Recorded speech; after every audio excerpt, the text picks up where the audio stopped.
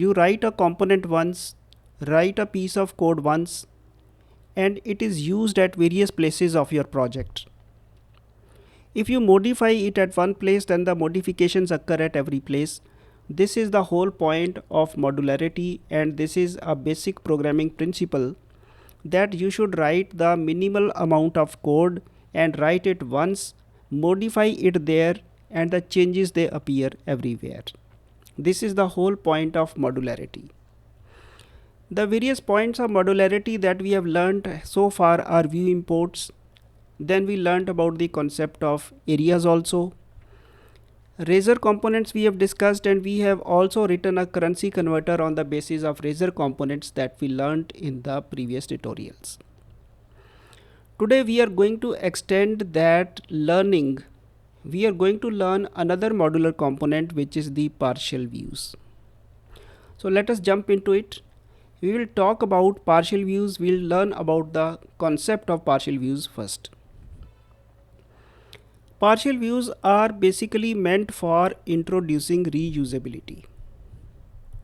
So that is why they are in this chapter right now. Secondly, these components, they have been there in the traditional MVC. That was before these Razor pages. We had an MVC, and in that MVC these partial views, they existed. So they are legacy components. You can think of them as legacy components when it comes to the new Razor ASP.NET Core. They are legacy old components that are still supported in the new MVC. Let me now come to the concept of Razor components. How are those Razor components? They are different from partial views. We have learned Razor components, and today we are learning partial views. But let me explain how are they different. What is the difference between them? First of all, Razor components are a new addition to ASP.NET Core. They are the latest items on the scene. This is one thing. Partial views are a legacy component, as I have just now told you. Razor components,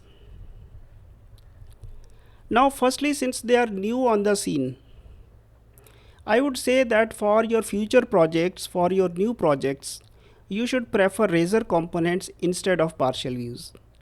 That is one thing you can prefer. But again, I will say that there is nothing that Razor components can do and partial views cannot do.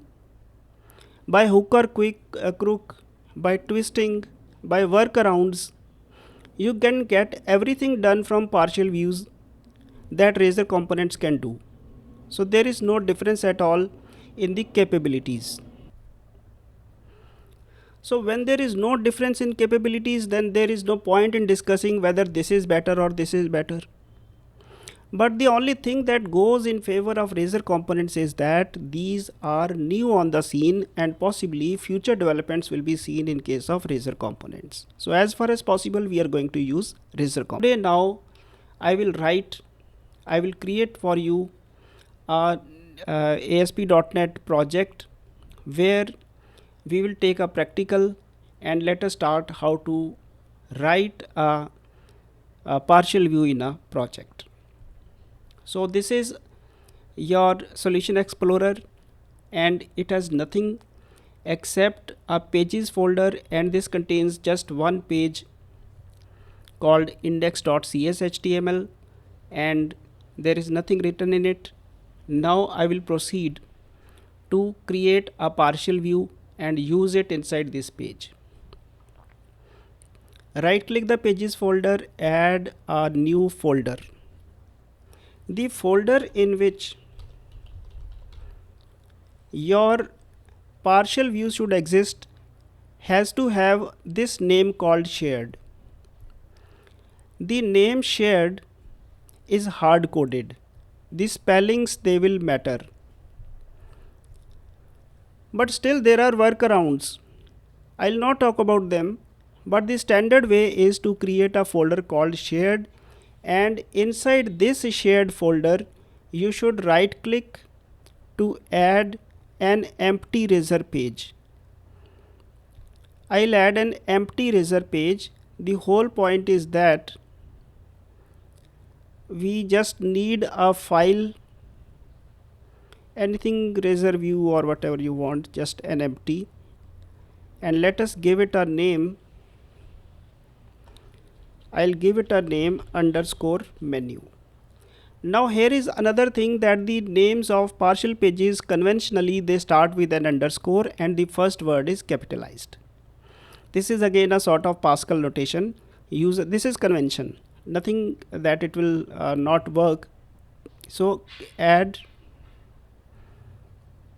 when you add this shared page, it contains some code, but I'll delete it because my whole point was to get an empty CS_HTML file here, which I have obtained.